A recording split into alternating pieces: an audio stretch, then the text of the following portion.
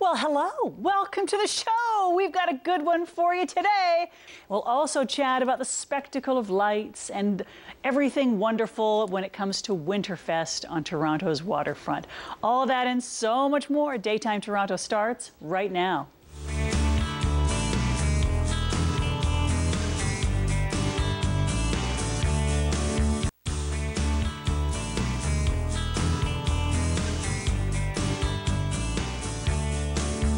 Coming up to Winterfest time. So we have the marketing manager from the Waterfront BIA, Alex Verjou here, and programming and outreach assistant for the Museum of Inuit Art, Caitlin Hudson-Dubsky. Good to have you both here. Thanks for having us. Yeah.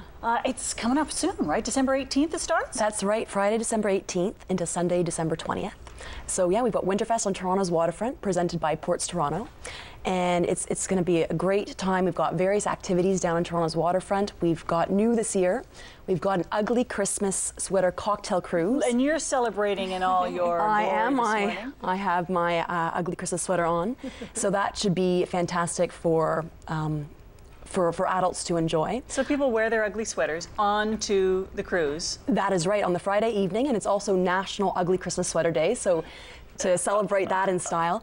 And there's a variety of fun activities on board. There's going to be an ugly sweater and Santa costume contest, a bad Santa photo booth where people can get decked out a little bit more with some props and get a souvenir, complimentary souvenir photo. And there's fun food stations, hors d'oeuvres. There's also a DJ on board going to be playing top 40 tunes and horrible holiday classics. And that's not the least of it. There's the Santa Cruise as well, right? That's right. For those that are interested in something a little bit more family friendly, our 10th annual Santa Cruise that Mariposa Cruises will be hosting will be happening on both the Saturday and the Sunday of Winterfest. And people can join Santa, Miss Claus and their elves for a whole bunch of fun. There's family-friendly activities such as caroling, crafts, and also, of course, the elves will be calling all the families for their photo with Santa. And there's also the brunch, which is a specialty on this cruise where people can enjoy a hot brunch. There's going to be organic bacon, sausages, there's fresh greens, fruit platters, also, the chef's special cinnamon toast. So yeah, a real wide range of food to enjoy on board too. Pet photos with Santa, we love that. Pauseway always does that. Is there a free pastry eating contest? There is. Beaver Tails has joined us this year. So their mascot Beav will be coming down to Toronto's waterfront so people can get photos with him. But most importantly, he's hosting a free pastry eating contest. So anyone who wants to get involved and eat some beaver tails, get some great photos, and enjoy some winter fun should head down to York at Queen's Quay for that. And also, even though it's free for the photos and the contest, they're also collecting non-perishable food items and monetary food donations for a food bank. Love it.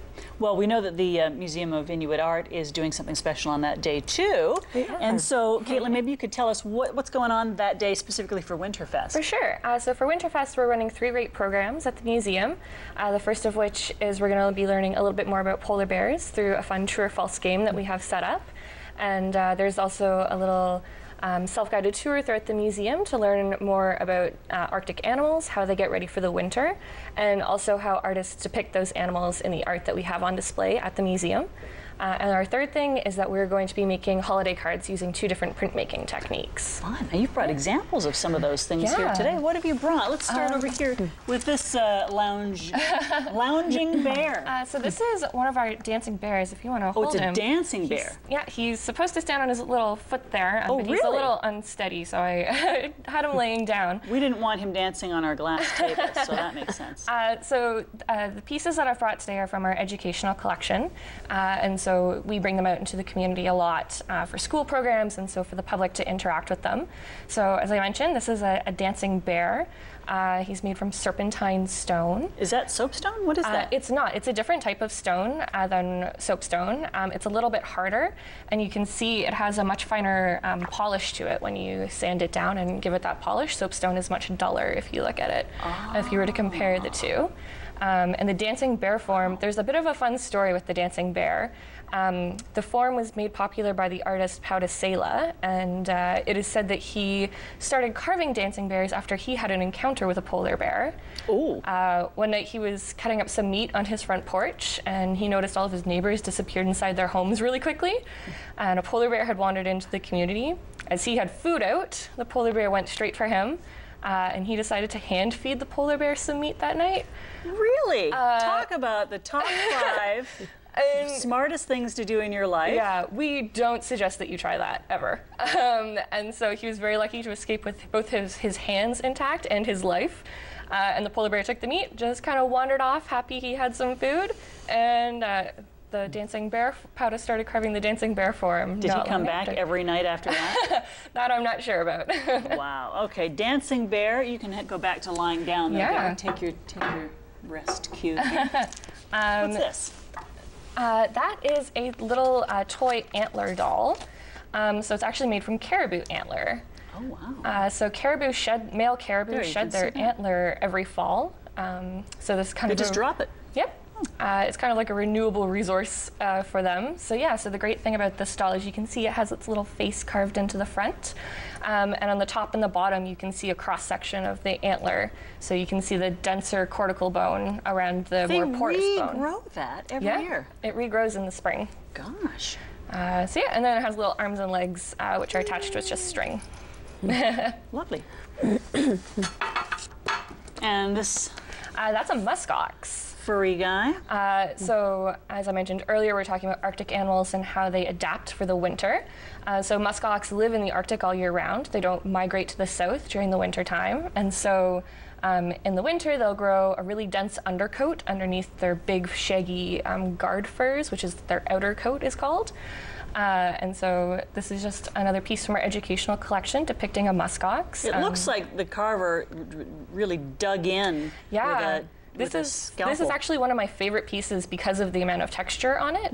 It really gives the piece a great sense of movement, and it makes it much more realistic. And how about a little fuzzy?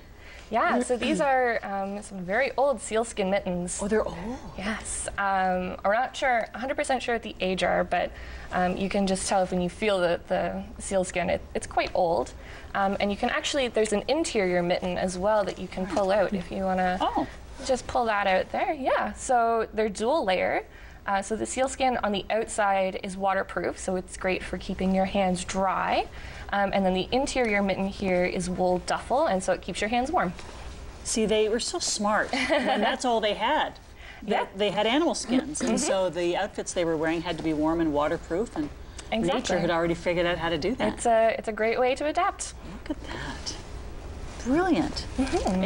Any guesses on how old these are? No, I'm not sure, to be honest. Are we talking hundreds of years? I'm honestly 100% not sure. Wow, that's incredible.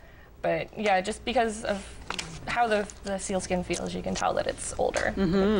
So cool. So we can go and enjoy this and so much more at the Museum of Inuit Art, which is located where? 207 Queens Quay West. So we're in the Queens Quay Terminal building at the bottom of York Street.